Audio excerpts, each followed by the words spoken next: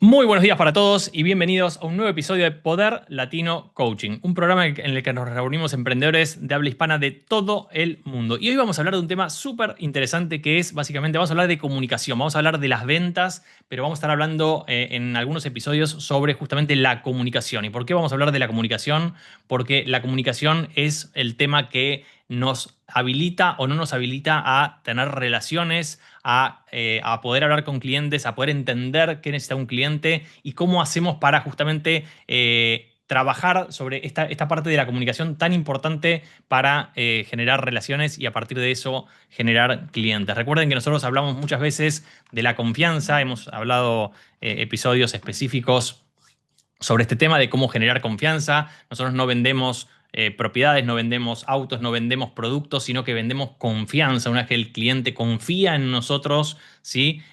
A partir de eso, entonces, podemos transaccionar. Y para generar esa confianza es muy relevante la forma de comunicación, ¿sí? Entonces, muchas veces vemos estos esquemas de comunicación, ¿sí? Emisor, receptor, mensaje, los ruidos. Tenemos varios esquemas. Vamos a ir hablando de esto. Pero es muy importante entender cómo, o sea, llevar toda esa parte. Entonces, muchas veces hoy justamente vamos a vender hablando menos y escuchando más, ¿no? Entonces, cuando hablamos de qué es escuchar, ¿sí? Estamos hablando de qué es la escucha, oír, o sea, justamente esta diferencia entre oír y escuchar, ¿no? Oír es la biología, es oigo, o sea, mis oídos oyen algo que está sucediendo, ¿no? Cuando hablamos de escuchar es una decisión, es prestarle atención a eso, pero no solo prestarle atención, sino que procesar esto de lo que estamos nosotros escuchando, ¿no? Entonces, estos tres niveles que tenemos es el superficial, ¿sí? Solo palabras, ¿sí? Escuchamos solamente la parte de las palabras. ¿Qué nos están diciendo? Simplemente tengo hambre, ¿qué significa tengo hambre? Solo palabras, vamos lineales en lo que estamos escuchando, ¿sí? Cuando hablamos de estar focalizados, escuchamos las palabras más el tono, ¿sí? ¿Cuál es el tono de lo que me están hablando? Y el tono justamente muestra distintas cosas, ¿sí? No es lo mismo decir sí, tengo hambre. O tengo hambre, estoy muerto de hambre. O sea, como que estoy hablando ya con un tono más de, o sea, que quiero eso, ¿no? O le podemos dar distintas tonalidades a algo que signifique distintas cosas, ¿no? O la forma de escucha estratégica, ¿no? Donde estamos hablando de palabras, más tono, más el contexto en el que estamos hablando, ¿sí? Más la emocionalidad que la persona está poniendo en todo esto, ¿no? El otro día estábamos viendo con Lu, que ya no me acuerdo si era una publicidad, no me acuerdo, que justamente había una persona vendiendo un auto, ¿no? La persona no, era una película. La persona estaba vendiendo un auto, ¿sí? Y la persona que compraba el auto estaba subiéndose al auto y mientras se subía al auto agarraba el volante, ¿no? El auto que le iban a entregar a la persona y mientras la persona estaba recibiendo ese auto, lo que hacía era agarraba el volante, miraba para adelante y estaba en su emoción, porque era un auto obviamente caro e importante, diciendo, o sea, este auto me representa el logro de todo lo que he vivido en este tiempo, todo el esfuerzo que le he puesto, todo lo que he trabajado para llegar hasta este lugar, ¿no? Y mientras tanto estaba el vendedor al costado y el vendedor estaba hablando de las características, lo que llamamos features, ¿no? Hablamos en uno de los episodios, hablamos de que el vendedor más básico vende características y el vendedor lo que le decía es, bueno, este es el botón de aire acondicionado, este es el botón de esto, con esto hace esto, con esto el auto puede prende tales cosas. Se le estaba explicando, ¿sí? Todas las características del auto mientras la persona estaba en su mente, porque justamente lo que se veía en la película era la persona, o sea, relataba lo que estaba pensando supuestamente, ¿no? Y la persona estaba pensando en todo esto que yo le estoy diciendo, en la emoción, ¿no? Poco le interesaba a la persona las características, poco le importaba si tenía pantallita, si no tenía pantallita, si tenía touch, si no. O sea, y esto representa muchísimo lo que pasa en la venta, ¿no? En la venta uno muchas veces se pone a vender esas características, ¿no? Tiene esto, tiene lo otro, tiene así, tiene acá, tiene allá, y la persona está conectada con sus emociones. ¿Qué me representa? Y si vamos a hablar de una propiedad, ¿qué me representa esto, no? Lu, ¿qué decís? Sí, que es importante las características, porque si no él, él se compraría un auto base, pero él incluso le dice, mira, pibe, esto es años de mucho trabajo mío llegué a este lugar. O sea, esa es como la culminación, la representación física de todo su esfuerzo, es su resultado. Entonces él se sentía como orgulloso de poder tener ese auto de alta gama, que después se lo choca, es muy divertido, pero cómo llegó él, es un hombre ya más grande, ¿no? No es un pibe de 20 años, pero él dice, pibe, a mí me costó mucho llegar hasta acá, como diciendo, sí, está buenísimo todo esto que vos me decís, pero como que él lo que le quería decir es lo que le costó llegar y que llegó. Entonces, eso, como no dejar de lado, obviamente, las características, pero conectarlas con esa posibilidad que él tiene de poder llegar ahí, ¿no? De poder tener eso, conectar todo el tiempo ese confort del auto con, bueno, lo lograste, bueno, lo hiciste, viste que hiciste todos estos pasos, hiciste todo lo que era necesario para tener esto. Entonces, como hacer esa ida y venida y no quedarme en, son 2 cuartos, un baño, esto. No, es cómo disfruto esa propiedad, qué comodidad me va a dar versus lo que yo tengo ahora. Cómo van a disfrutar mis hijos, qué cercanía o qué distancia voy a tener respecto de donde estaba, cuál es ese upgrade que yo estoy logrando gracias a mí, gracias a lo que yo hice, y conectar con la emoción, que es eso. Y eso también nos da cercanía, ¿no? Porque nosotros si tenemos esa capacidad de identificar eso que le está pasando, por eso lo de la escucha es clave, ¿no? Esto que te estaba diciendo vos, es como que nos acerca y todo el proceso se hace más fluido y más corto. Así es, y lo importante acá es que, o sea, nosotros tenemos que estar bien conscientes cuando estamos conversando con personas, que esto no solo lo deberíamos practicar en el momento de la venta, sino que lo deberíamos practicar en cada momento, ¿no? Estar conscientes de ser justamente, de estar haciendo esa escucha activa, donde estamos analizando no solo las palabras de lo que me dicen, sino por qué me están diciendo esto, cuál es la emoción que va detrás de esto, cuál es el contexto en el que me están hablando, cuál es el tono con el que me están hablando, ¿no? Entonces, cuando nosotros, por ejemplo, hacemos una publicidad de una propiedad, ¿sí? Lo que no deberíamos estar diciendo es las características de la propiedad. Pueden estar listadas, pueden estar en las fotos, pero nosotros tenemos que estar conectando con la persona diciendo, en esta casa pueden vivir una familia de 5 personas, puede vivir una persona que quiera tener su dormitorio y además una oficina en la casa para poder hacer home office, puede decir que tiene una parrilla para poder hacer asados hasta con 20 amigos, ¿sí? En esa parrilla o 20 familiares, donde podemos estar describiendo cómo es que se imagina esa persona en ese lugar. Esa persona que compra ese auto, ¿sí? De alta gama, que llegó a ese lugar, ¿sí? Lo que se imagina es con su auto, con su familia encima, yendo de viaje a tal lugar por la ruta, yendo a lo de los amigos, yendo a lo del amigo a compartir y que el amigo le diga qué bueno tu auto, vamos a dar una vuelta, me encanta esto, estoy confortable. O sea, ¿cuáles son las cosas que se imagina nuestro cliente cuando nosotros le estamos proponiendo lo que estamos haciendo? También hay otro tipo de clientes que son muchas veces los inversionistas. Y los inversionistas, ¿qué es lo que se imaginan? El inversionista se imagina cómo hago para no ocuparme de nada y que esto me dé dinero, ¿no? Entonces, lo que buscan justamente es un asesor, es una persona especialista, que yo no tenga que ir a mirar nada, que yo no tenga que ir a fijarme nada, sino es la típica situación donde uno dice, che, si yo si me tengo que comprar un auto, le pregunto a Juan, que Juan me dice A y yo compro A y seguro que eso es lo que está bien, digamos. ¿Para qué me voy a gastar yo en ir a hacer eso? El inversionista en general está en ese carril, donde quiere un Juan, ¿sí? Que le diga, compra acá, esta es la mejor y que aparte le salga bien. No sé si vos, Lu, querías mencionar algo.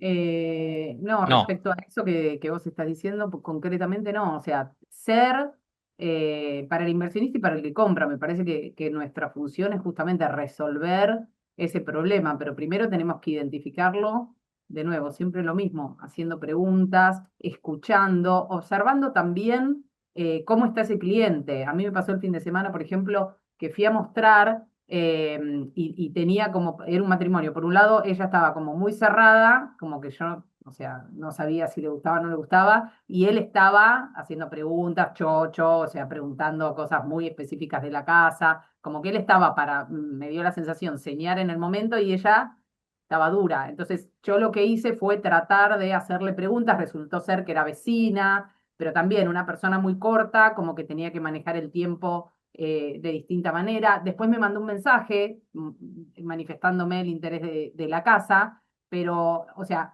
nos tenemos que comportar de acuerdo, me parece también, a cómo es ese cliente, porque si hay un cliente que es muy cerrado, que no dice nada, que no quiere que le hables, o sea, encontrar el timing también de dónde está el momento para preguntar o para que ese cliente se abra, ¿no? Si no quedamos como unos pesados y perdemos, porque también entender eso, que tenemos como un tiempo para estar y para actuar con ese cliente, ¿no? Después, bueno, hacemos el seguimiento, pero el momento que estamos con el cliente tenemos que estar como preparados y entender ese lenguaje verbal y cómo se muestran cada uno. En este caso, bueno, uno estaba muy abierto y ella estaba como muy así, como cerrada.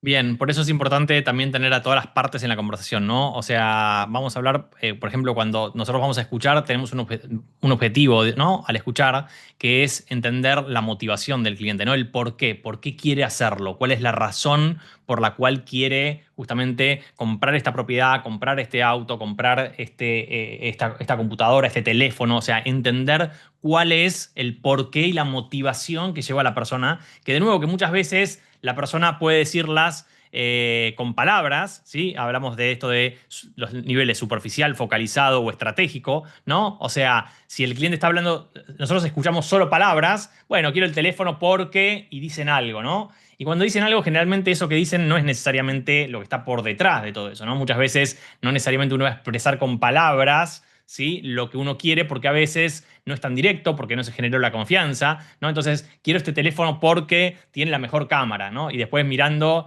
nos damos cuenta que el teléfono ese no tiene la mejor cámara, que no tiene nada, pero al final es el teléfono que yo quiero mostrarle a mis amigos, al final es el teléfono que me hace parte de una comunidad, al final es el teléfono que usaba antes y yo ya sé usarlo y ya sé usar el sistema operativo, entonces no quiero cambiar de sistema operativo para no adaptarme a otra cosa. O sea, muchas veces hay muchas cosas que necesitamos justamente repreguntar o entender el tono o entender el contexto o ver la emoción de esa persona. Entonces, ¿por qué quiere hacerlo? ¿Cuál es la motivación? Es una de las cosas más importantes que tenemos que escuchar cuando estamos de cara a un cliente, ¿no? Pero de nuevo, esto no aplica solamente a las ventas, sino que aplica también a nuestra vida personal, ¿no?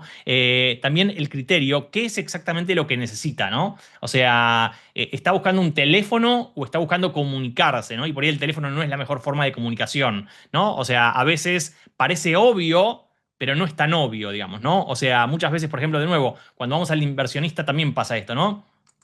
A veces con el inversionista ¿está buscando una propiedad para invertir o está buscando una rentabilidad? Y no importa si es propiedad. Y por ahí en realidad, cuando nosotros hacemos el análisis, la persona tendría que invertir en bonos, en acciones, en criptomonedas, en terrenos, en una empresa. O sea, cuando nosotros analicemos a la persona, justamente, podría ser que lo que nosotros vendemos no es lo adecuado para la persona, ¿no? Y si no es lo adecuado, lo que nosotros deberíamos hacer es justamente comportarnos como el experto, como el amigo asesor, ¿sí? Que me está asesorando y que me dice, che, me quiero comprar un auto. Y cuando me hace la precalificación, me dice, vos no te tenés que comprar un auto, vos tenés que tomar Uber, para lo que me estás preguntando.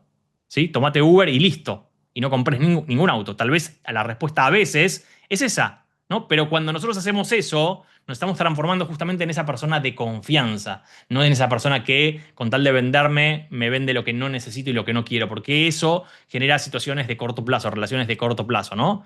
Entonces, también necesitamos saber, ¿sí?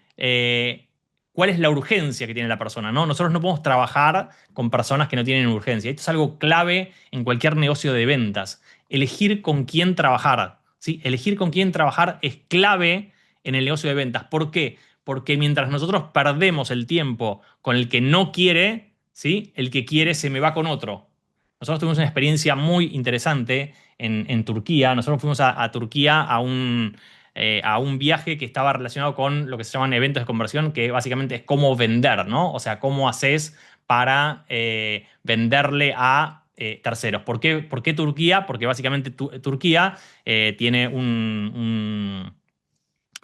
una historia, digamos, de comercio muy importante, ¿no? Y muy desarrollada. Y entonces, básicamente, lo que hacían ellos es nos llevaban a distintos lugares de donde nos exponían a ventas, ¿no? O sea, en algún lugar era venta de alfombras, en otro lugar era venta de cosas relacionadas con los alimentos, en otro lugar era con la indumentaria. O sea, eran distintos lugares que vendían distintas cosas, ¿no? Y vos lo que veías es el proceso cómo era el proceso de compra. El objetivo nuestro no era comprar, obviamente que había mucha gente que, o sea, compraba, porque obviamente había cosas interesantes, pero lo interesante era sentarse y analizar cómo era todo ese proceso de venta, ¿no?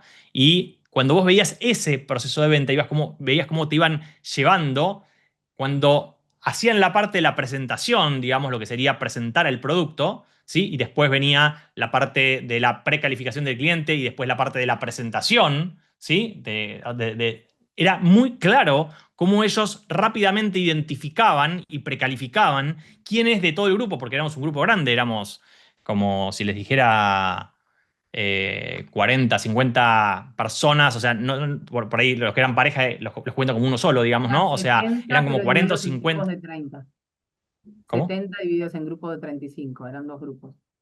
70. Claro, exactamente. Entonces los vendedores no eran uno a uno, digamos, ¿no? Supongamos que nosotros éramos 30 y había 10 vendedores. Entonces, esos 10 vendedores tenían que elegir a quién atender, ¿no? Entonces, ¿qué hacían ellos? Miren el proceso. Les voy a contar uno que me pareció, o sea, muy interesante con el tema de la indumentaria, ¿no? Fuimos a un lugar de indumentaria que ellos se especializaban en camperas de cuero, pero de cuero de Oveja. oveja.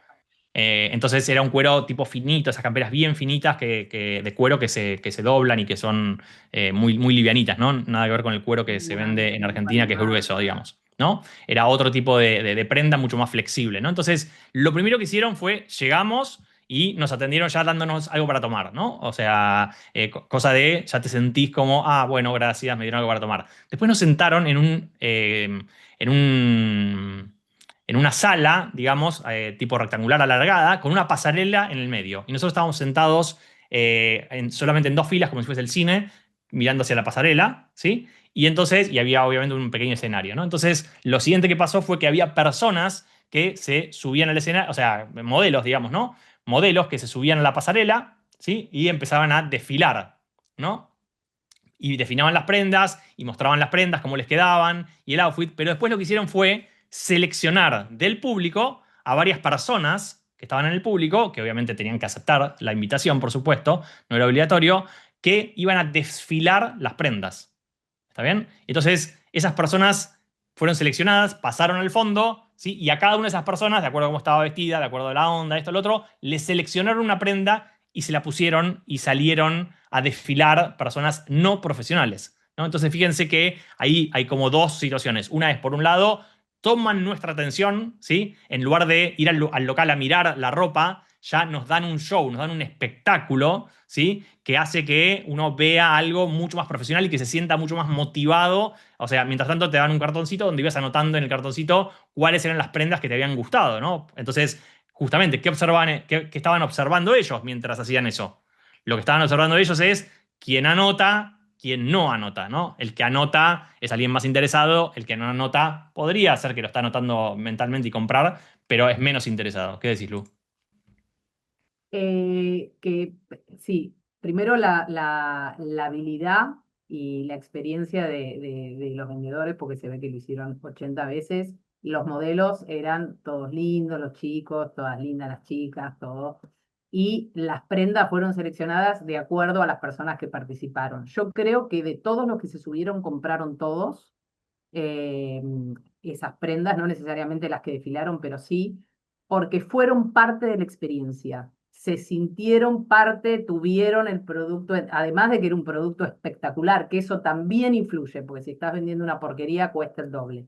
Si tenés un buen producto, si involucras al cliente en la experiencia, si la experiencia de compra es agradable, si todo es como un juego de seducción que todo va, bueno, y es perfecto, o sea, el precio, bueno, va a un segundo plano en esa experiencia en particular. Salvemos la distancia que fuimos en grupo, era algo, bueno, medio direccionado, fue algo rápido, no llevó como un proceso de visitas y demás como lo que hacemos nosotros, pero sí es bueno rescatar esto de, a mí lo que me resultó interesante es cómo lo hicieron parte del cliente de la experiencia. El cliente fue parte, se lució, lo miraron, lo aplaudieron, sintió la prenda, que todos miraron esa prenda y bueno, yo observé que de todos los que subieron, compraron y más de una prenda. Así que Bien, sí, muy... Interesante. Bien, y algo interesante de lo que está diciendo Lu es que, o sea, de nuevo, cuando eligieron para subir, probablemente ya eligieron personas que habían precalificado visualmente.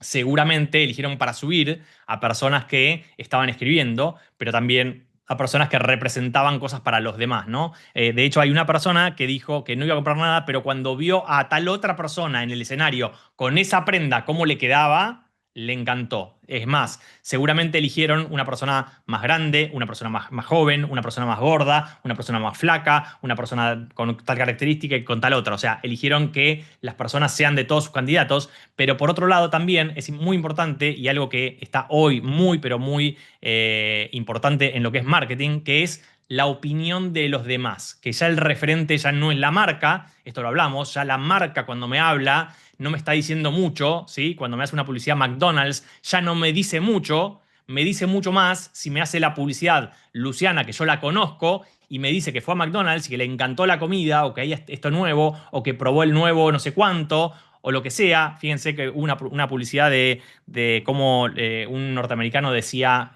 dulce de leche, ¿sí? Y se hizo viral, ¿no? Y McDonald's no puede hacer esa publicidad desde el punto de vista de la empresa, lo hizo porque una persona hizo algo y eso fue lo que se hizo masivo. Entonces hoy la opinión de los demás es muy importante en todo esto. Cuando hacemos publicidad, que nos referencien, que alguien hable bien de nosotros, que hable bien, alguien hable bien de nuestro servicio, es súper relevante para el mundo del marketing de hoy. Por eso es muy importante que cada uno releve esas declaraciones de los clientes, ¿no? Que los clientes hablen de nosotros y nosotros podamos usar esas declaraciones para que otros nos validen, ¿no? Entonces, seguimos hablando de cómo iba ese proceso, ¿no? Entonces, pasamos, hicimos, estuvo el show fue bárbaro, se subió gente, hicieron participar al público, en el mismo momento estuvieron viendo quién estaba interesado y quién no, para poder elegirlo, ¿sí? Eligieron a las personas, subieron, terminó el show. ¿Cómo sigue después que termine el show? ¿No? Pasás, ahí sí pasás. Ahora se abre un salón, que no lo habíamos visto antes, se abre el salón de ventas. Y el salón de ventas es un salón de ventas común y corriente de cualquier tipo de negocio de retail, de prendas, ¿no? O sea, prendas colgadas, zapatillas, o sea, en estantes, o sea, es un negocio normal. Pero los vendedores, ahí es donde, o sea, vienen a preguntar, bueno, ¿cómo te puedo ayudar, no? Y esos vendedores justamente capturan al que necesita. Y al que no necesita, o sea, le preguntan, lo precalifican y cuando ve que el cliente no está muy interesado, intentan alguna situación como para ver si pueden interesarlo y si no pueden, dicen, chau, yo me voy de acá. Y toda esta analogía es importante entenderla para entender también el punto de que cuando nosotros estamos con un cliente y vemos que el cliente no está para avanzar, ¿sí? Nosotros necesitamos dejarlo como de lado y irnos con el cliente que sí está interesado. ¿Sí? No podemos tratar de empujar a un cliente que no está listo hasta que esté listo. ¿Y qué hacemos en ese periodo? Lo que hablamos en otras ocasiones, que es nutrir al cliente, seguir relacionándonos con el cliente de forma más automatizada, ¿sí? Email marketing, que vea nuestras redes sociales, que reciba nuestro newsletter, que lo invitamos a algún evento, o sea, estamos en el entorno para que cuando él sí esté listo, entonces vuelva y trabaje con nosotros, ¿no? O sea, muchas veces cuando el cliente no está listo es un error trabajar con el cliente. Les voy a dar el ejemplo de real estate. Tomar la propiedad de una persona que no quiere venderla es uno de los grandes errores, ¿no? ¿Por qué? Porque después viene otra persona que le dice, ah, mirá, Luciana te tomó tu propiedad, no te la vendió. No es que no te la vendió Luciana, vos estabas listo, le pusieron cualquier precio, la sacaron fuera de precio. Cuando vino una oferta no la quiso porque no estaba listo, pero la culpa de quién es, de Luciana, que es la que no le vendió la casa. Entonces es preferible que sea otro el primero, que sea otro el que aguante eso y ser el que viene después y dice, yo te voy a ayudar porque ahora sí estás listo para vender. ¿Por qué? Porque el que te ayuda es el que entendió cuál es tu problema, cuál es tu motivación, ¿no? O sea, yo lo empujo al cliente cuando veo que el cliente tiene motivación para moverse, ¿no? Y a veces esa motivación, el primero que le puso la casa a la venta no encontró esa motivación y simplemente lo que hace es, está en el plano de lo más superficial y le toma la casa y le toma la casa y le toma la casa esperando que algún día la venda, ¿no? Nosotros deberíamos, o sea, vender, o sea, rápidamente en cada uno de los rubros que cada uno esté rápidamente es distinto, ¿sí? Para el rubro que estamos hablando, por ejemplo, de las camperas, era en el momento. Y ahí viene algo muy importante que es la urgencia, ¿no? O sea, ¿cómo generamos esa urgencia? Bueno, en el tour en el que estábamos yendo, ¿saben cómo se genera la urgencia? Que nosotros nos llevaban a un lugar que no estaba a la vuelta del hotel donde estábamos parando, sino que estaba en un lugar en las lejanías, con lo cual o comprabas ese día o no podías comprar, ¿no? Esto muchas veces es muy claro en los tiempos compartidos, ¿no? Que te llevan a una reunión donde la oferta es hoy o no es nunca, ¿no? Entonces, nosotros deberíamos tener bien claro, ¿sí? Ese cuándo del cliente, cuándo quiere hacer la transacción, cuándo quiere operar, cuál es la urgencia que tiene, ¿sí? Y cuando no tiene esa urgencia, naturalmente no va a ser un cliente para nosotros. ¿Qué decirlo? Que me parece importante también como darle vuelta también cuando está así que no está listo o que está muy empacado en el precio o si las condiciones no son como yo quiero, que se vaya a buscar otra casa, que me pasó con un matrimonio también, que están como muy enfrascados en sus condiciones, ¿no? Pero están tan cerrados en lo que ellos piensan que no ven más allá. Entonces, yo lo que les preguntaba, sobre todo a ella, es, ¿qué pasaría si vos no vendés la casa? ¿Cómo seguiría todo? Nada. Vos seguirías pagando expensas, seguirías viniendo a esta casa que ya no querés venir, que ya no querés mantener, no te mudarías a ese departamento que te querés mudar, no achicarías los gastos que querés achicar, eh, tendrías que seguir contratando a las personas para que te hagan el mantenimiento del jardín y demás de la casa. ¿Qué pasaría si vos no tomás acción? Y se quedó, o sea, te quedarías como estás, no avanzarías, no harías nada, no, digamos, estamos acá para no hacer nada. Entonces, ver, no con esas palabras, ¿no? Pero ver un poco cómo mover eso, porque a lo mejor no está lista, pero a lo mejor está con tanto miedo o está tan enfrascada que no escucha otras cosas o no ve más allá de lo que tienen enfrente. Entonces, eso me parece que también es nuestro trabajo, decir, ¿qué pasaría si vos mañana vendés la casa?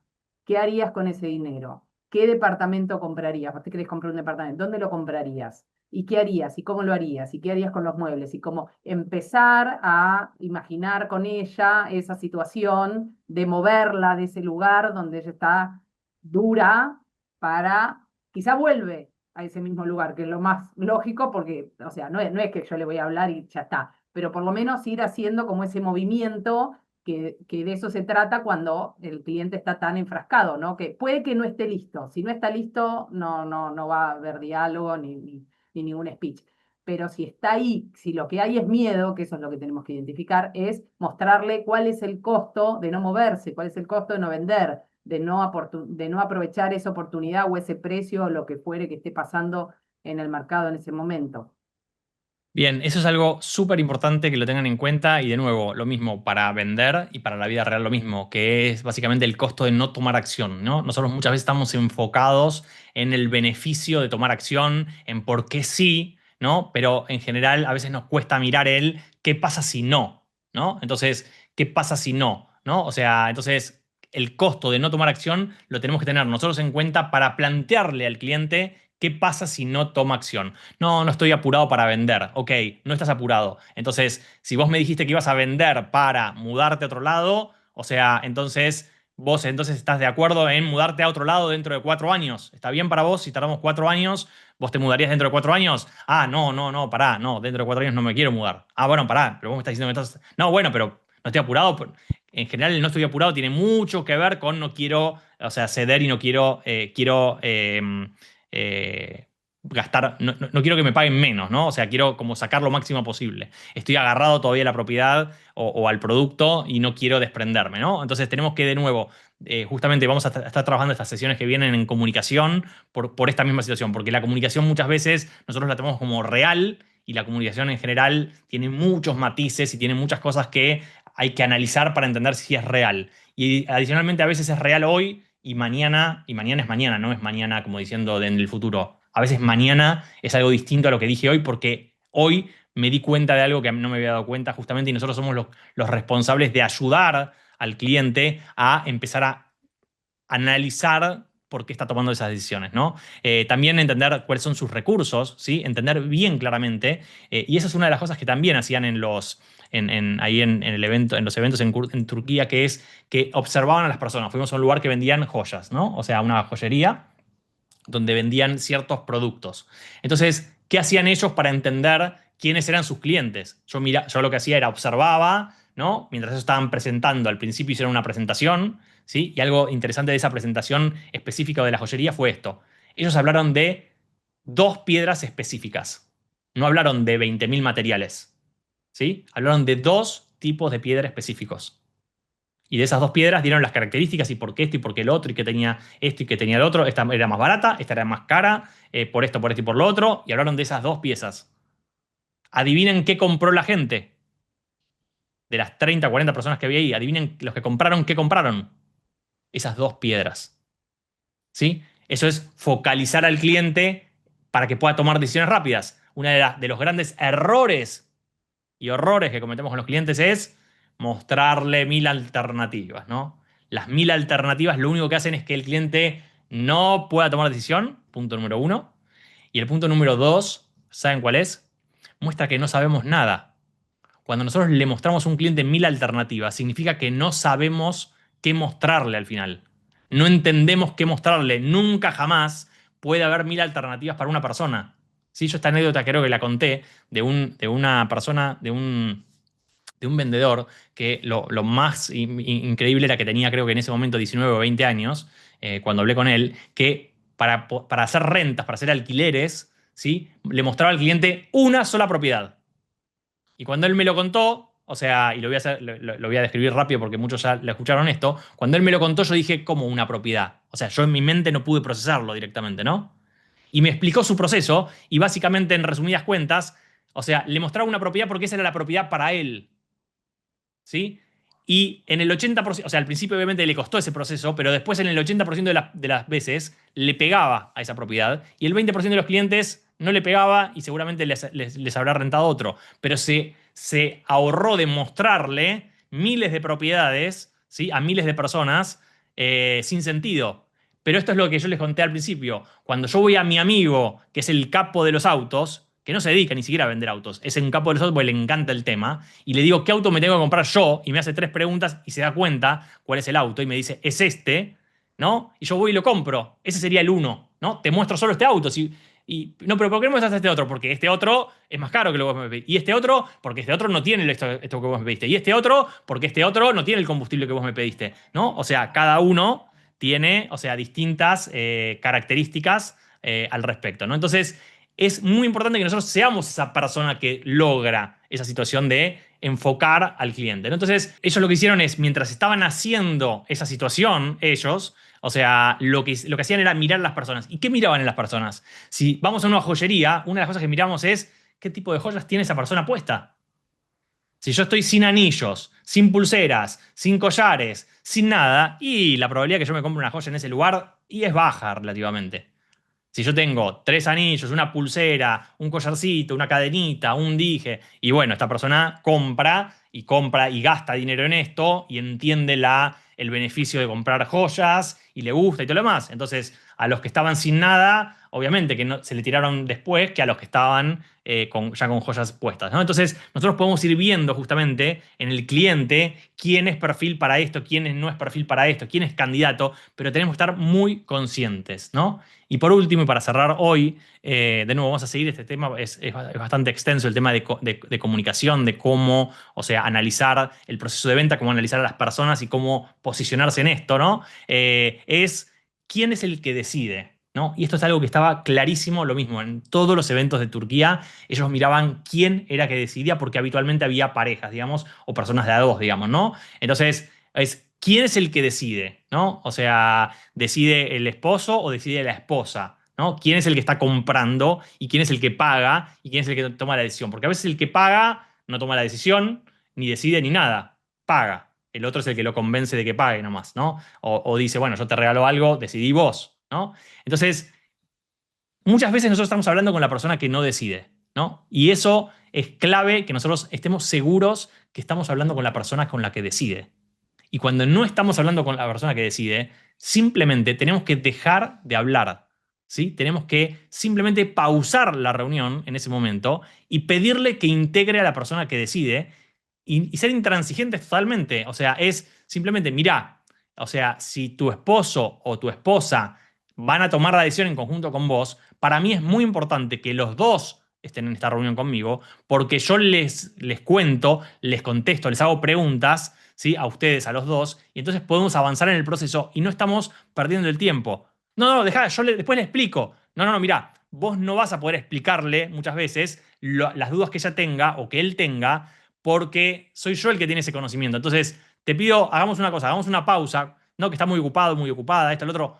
Mira, si ustedes van a hacer esta transacción, que es una transacción importante y quieren comprar esto, o sea, es importante que se hagan el tiempo para poder hacerlo. ¿Sí? Y entonces a partir de eso los ponemos en una reunión donde ambas personas puedan resolver esta situación. Es muy importante que nosotros nos paremos en ese lugar, pero muchas veces estamos en el lugar de la necesidad de que acepto cualquier cosa, ¿no? Y entonces, en definitiva, terminamos aceptando cosas que no deberíamos aceptar. Pero acuérdense esto, cada vez que decimos que no a algo, le estamos diciendo que sí a otra cosa. Cuando le decimos que no a un cliente que no está posicionado en el lugar correcto, le estamos diciendo que sí a otro cliente que vamos a buscar en el lugar correcto, pero además no estamos diciendo que sí a nosotros mismos. Nos estamos posicionando nosotros en el valor que nosotros tenemos. Cuando nosotros nos posicionamos en un lugar de bajo valor y aceptamos cosas que no deberíamos aceptar, entonces lo que termina pasando es que el cliente nos percibe de esa forma, ¿sí? El cliente nos tiene que percibir como el referente del rubro, como, de nuevo, como el amigo que tenemos que,